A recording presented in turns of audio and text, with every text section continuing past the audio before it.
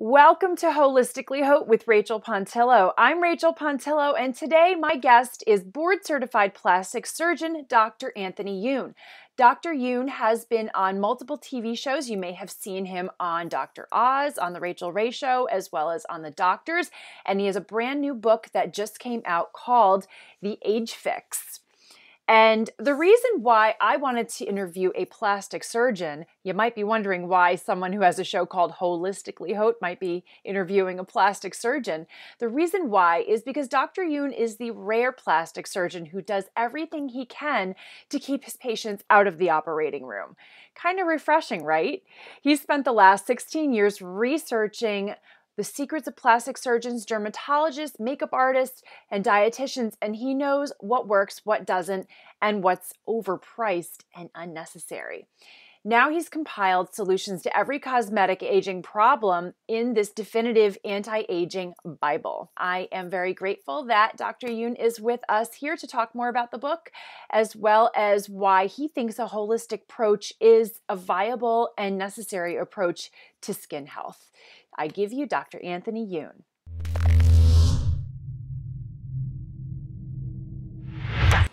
Hi everyone, I want to welcome you to the show today, and I'm so happy to have Dr. Anthony Youn with me today. Thank you so much for joining me, Dr. Youn. Hey, thanks for having me on, Rachael. My pleasure. So we are here today to celebrate the launch of your brand new book, The Age Fix. Everybody can see here.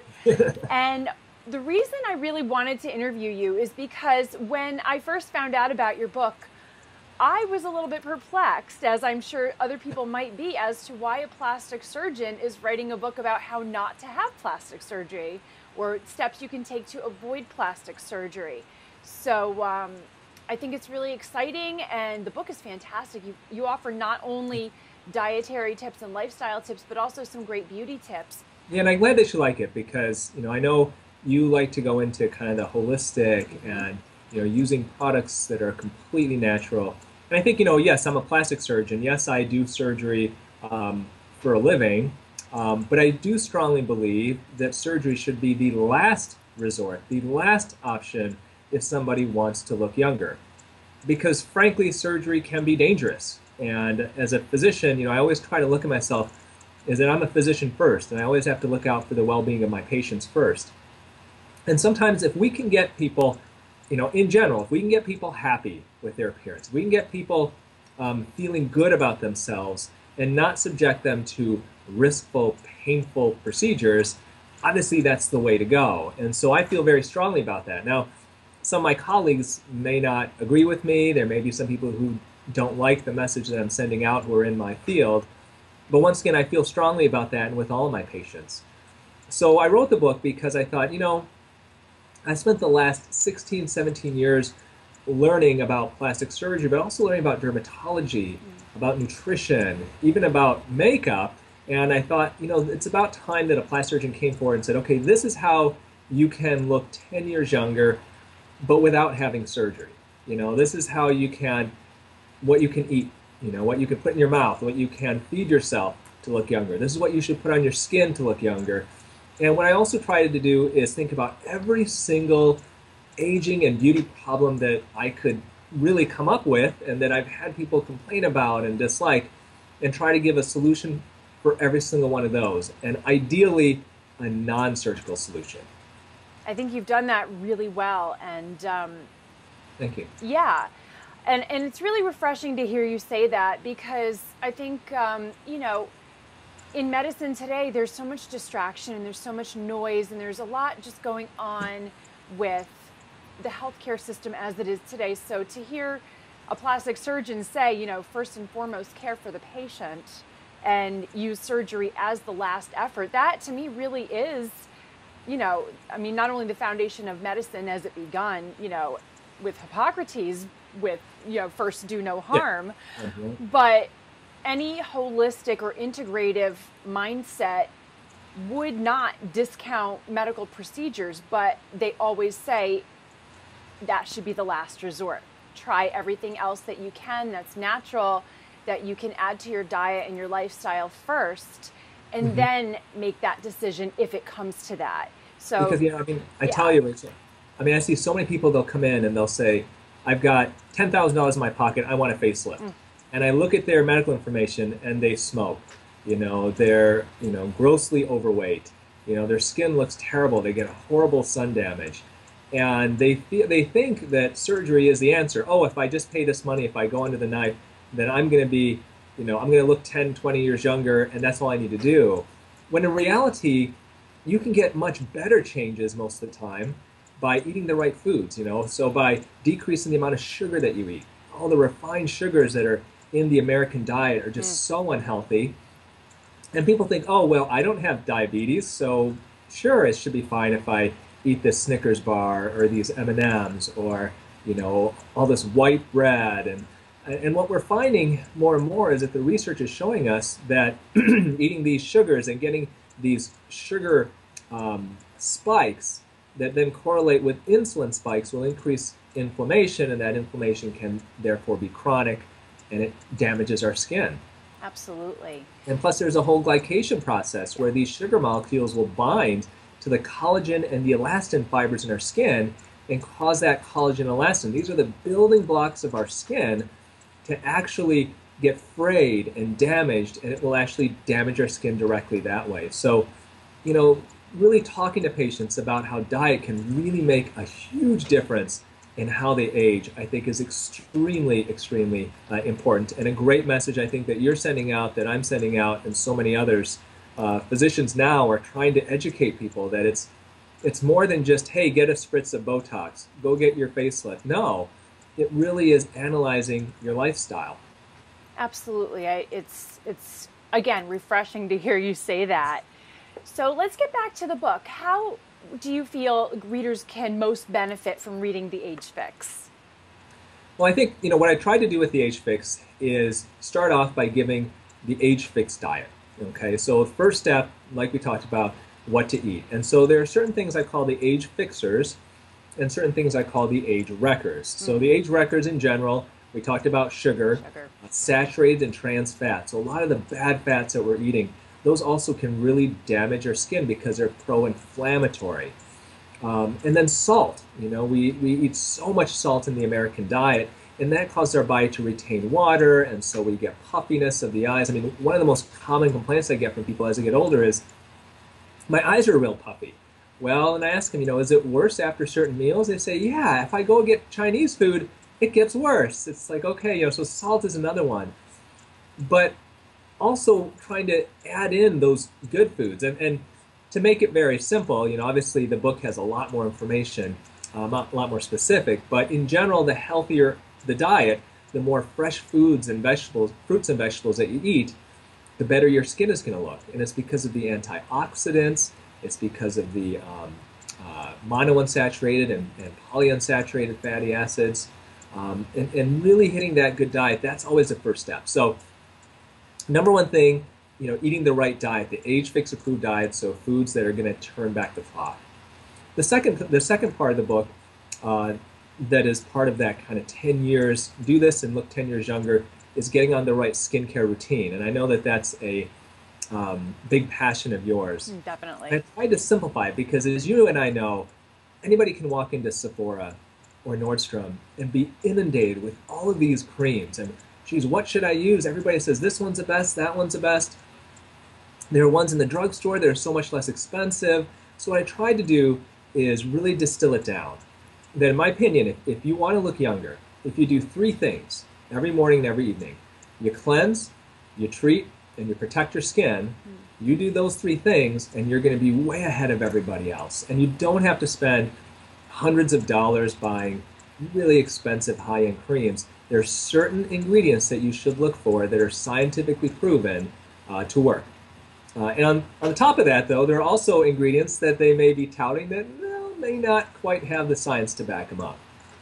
It's so true. I mean, we find that both in synthetic ingredients and natural ingredients. And I go to a lot of the trade shows that we have some of the more ingredient savvy people speaking about, and some of the biggest buzzwords, whether it's plant stem cells, probiotics in skincare, it turns out that, what they're communicating in the marketing doesn't quite match up to what it actually does on the skin, but also just because something sounds like it's a great idea to put into a product, after it's been in that bottle for a while, it doesn't mean that it's still intact. So it's important for people to understand that you gotta go deeper than the marketing, and you got to understand, okay, why am I buying this product? Is it for a claim? Is it for this ingredient? What is it that I'm trying to get out of this?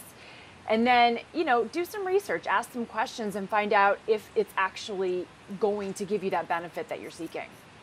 Well, and the FDA does not regulate claims on cosmetics. Correct. And so just like you said, there are cosmetics that can say, oh, well, we've got these great plant stem cells and this is the newest thing. Well, really, what are these? And where is the proof that this can actually make your skin look younger? So one of the things that I recommend in the book, very, very simple, that when you look at the actual science behind it, and if you're looking at creams or ingredients that are put in anti-aging creams, the vast majority of dermatologists and plastic surgeons would say a retinol or tretinoin cream, a vitamin A cream, is the most scientifically proven. So you always want to start with that in general. However, not everybody can tolerate that on their skin. Sure. Because it can be quite aggressive. So if you can't, then my next step I usually recommend are growth factors. Growth factors, there is some science to support growth factors, but there also can be a bit controversial. And where are those growth factors coming from? Where they come from, yeah. Exactly. Is that an issue that you may have? Peptides are huge as well, and that's, growth factors are so expensive. If you can get a real quote-unquote growth factor cream, those start at like $150. Easily. And is it worth that much money? So a lot of the companies that now, it's a lot of peptides and the various types of peptides. And those three groups of the retinol, growth factor, and peptides, the peptides, in my opinion, are probably the least rigorously scientifically studied, but they're also least expensive. So I think it's letting consumers know, that yes, you could get a retinol-based cream that is made from a mass retailer in a drugstore, and that may actually be more potent and better for your skin anti-aging wise than a fancy growth factor based cream that you can buy for hundreds and hundreds of dollars. It's true, and again with the growth factors, they're not the most stable of ingredients either, so they don't have as long of a shelf life, and they're more likely to degrade, so that if you're keeping that product in your medicine cabinet and you're not using it up right away, if you wait even a few months, it's not going to have that potent effect as you would have wanted. And I just got to throw in a little natural tip about the retinoids.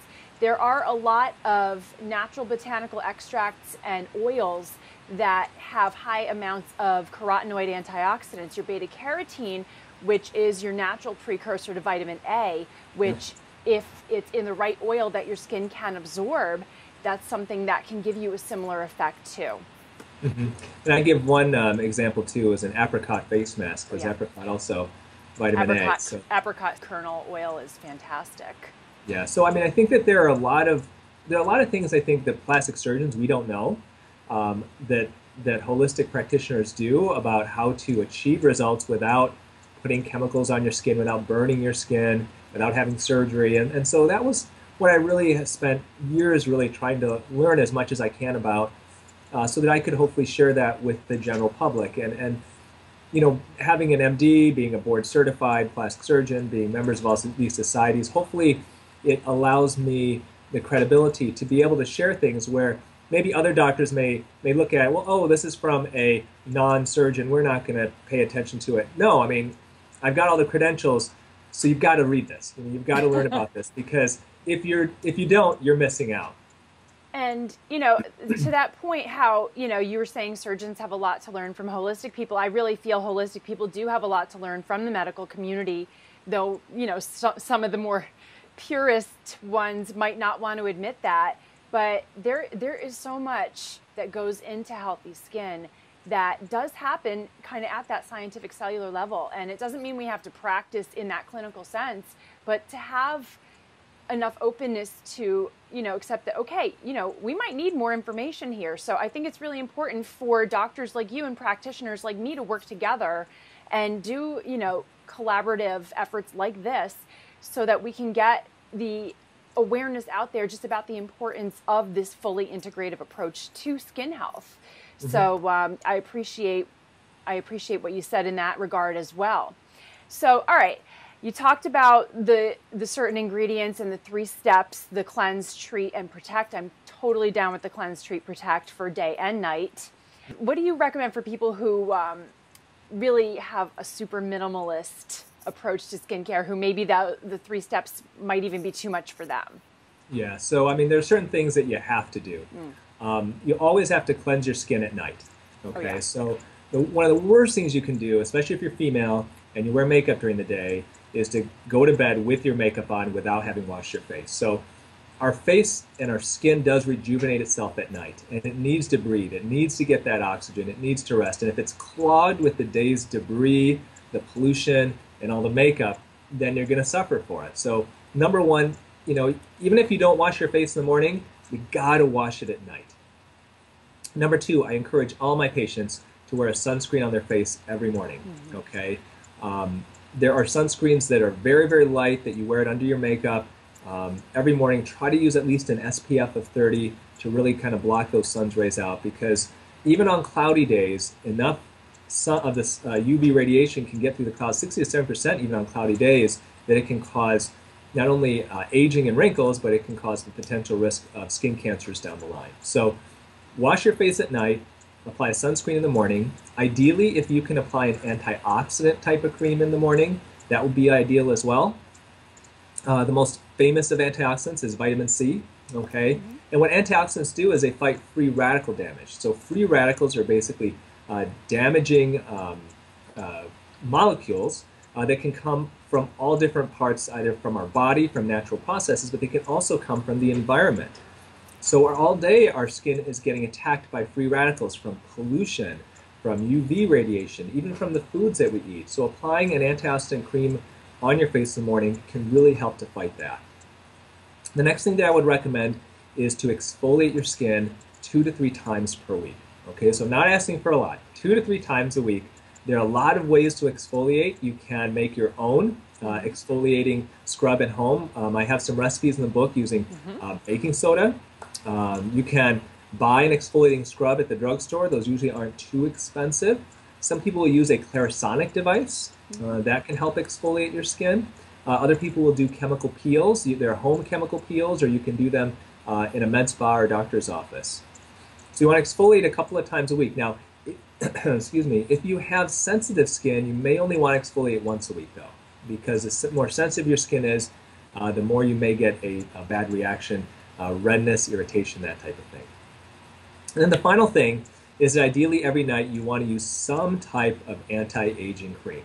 So all these things that we've talked about so far, cleansing your skin, sunscreen, antioxidant, exfoliation, none of them are actually going to make your skin younger, okay? They'll all prevent aging. They may freshen your skin up and get the cellular turnover process going, but they're not actually going to make your skin younger. And that's where some type of an anti-aging cream, I do believe, once you're really 20 and older, is very, very helpful. Once again, the one that I usually recommend is a Retin-A product or retinol product. I do believe that that's most scientifically proven, but some people can't tolerate it, in which case using something like a growth factor or a peptide, just something that we know is going to really help to turn back the clock. So you do those things, okay? And it may sound like a lot, but when you consider it, you got to wash your face at night. Try to apply a sunscreen in the morning, exfoliate a couple of times a week, apply an antioxidant in the morning before your sunscreen, and then at night to apply an anti-aging cream. That's good advice. Now, your book is mainly about non-surgical treatments and obviously the other tips that we've talked about, but at what point does it get to the reality that if you want a certain result, the only answer is surgery? Yeah, so there are certain issues that non-surgical treatments won't help.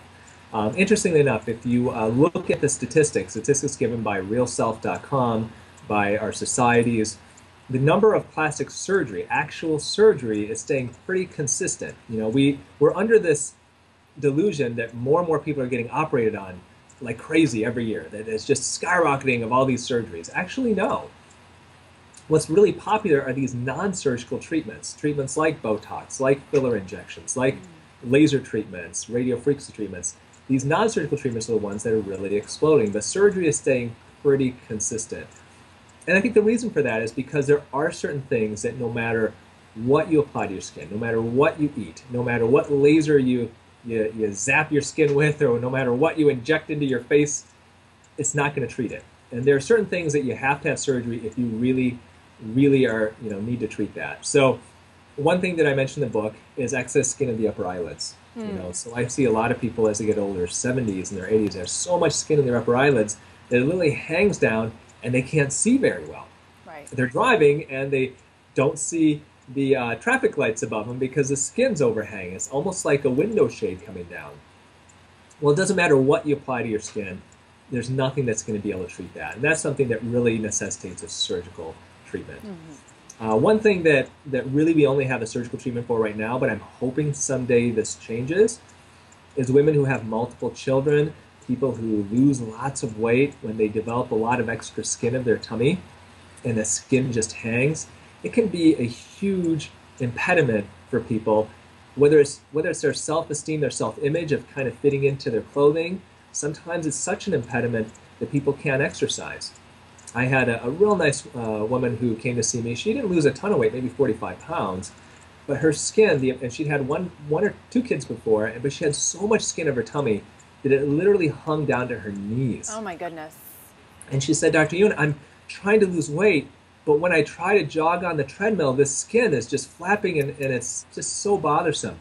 Yes, that necessitates surgery.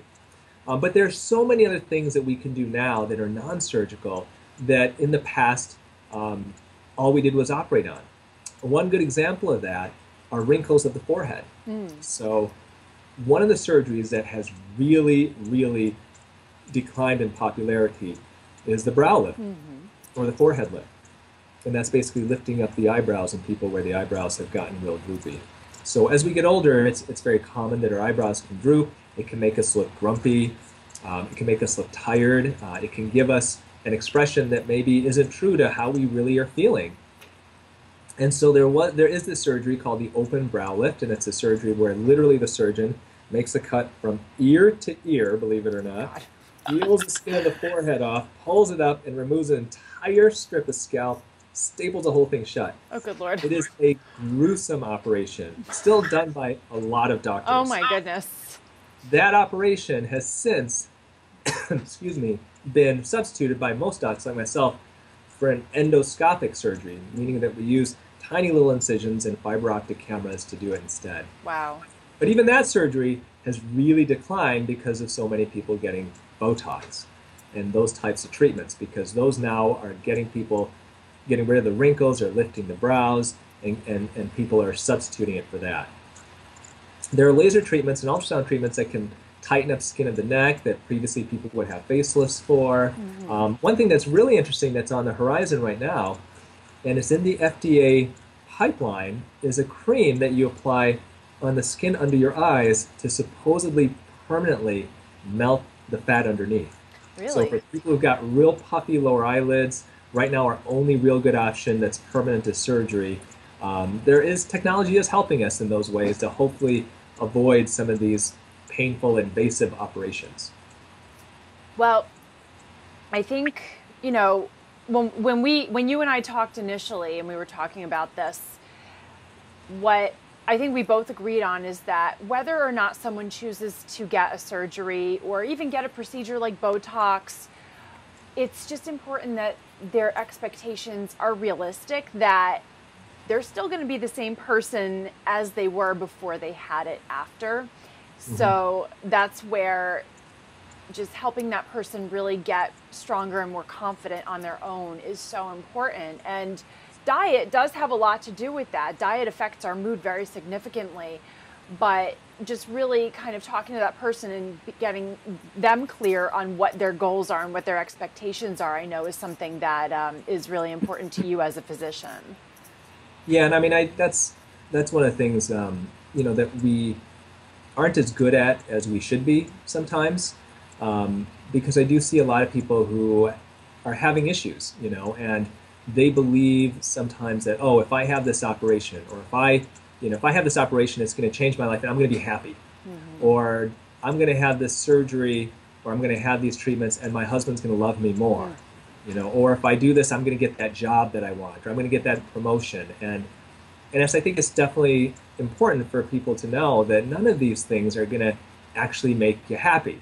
That comes from inside. There's so many other factors involved with it. So I do try to talk to my patients to try to ascertain what are they going to get out of this?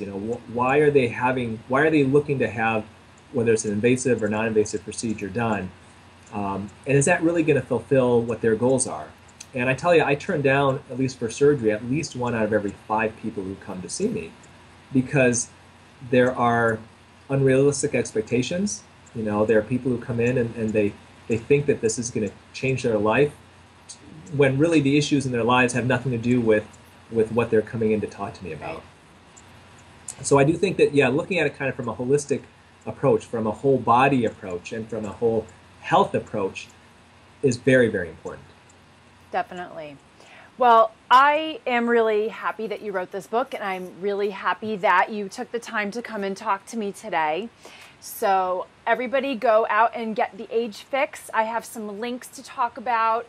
You have some free gifts that you're giving away for anyone who purchases the book by Monday, April 11th. Do you want to talk a little bit more about that? Yeah, so if you purchase one book, we've got, I think it's 4 free gifts. Now, there's a book that I wrote called the Age Fix Bonus Book. And what I did was I actually emailed my list of followers, and I said, if you could have one question answered in this book, what would that be? And I had so many responses that I'd actually finished writing the Age Fix. I had so much more that I wanted to add.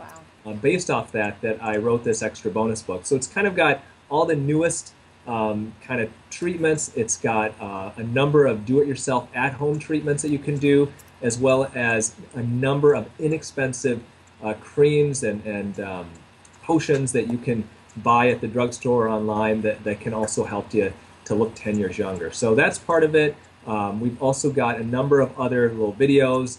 One of them, the secret your plastic surgeon don't want you to know. So that's one. 4 steps that everybody should do to look younger, as well as a number of other documents too. It's all free gifts if you order the book during the first week it's on sale. Fantastic. And we're going to put the link where you can get that package of free bonuses in the show notes. So, well, I want to thank you again for taking the time to talk to me, and we should stay in touch, and good luck with the book. Thank you so much. It's my pleasure. Thank you.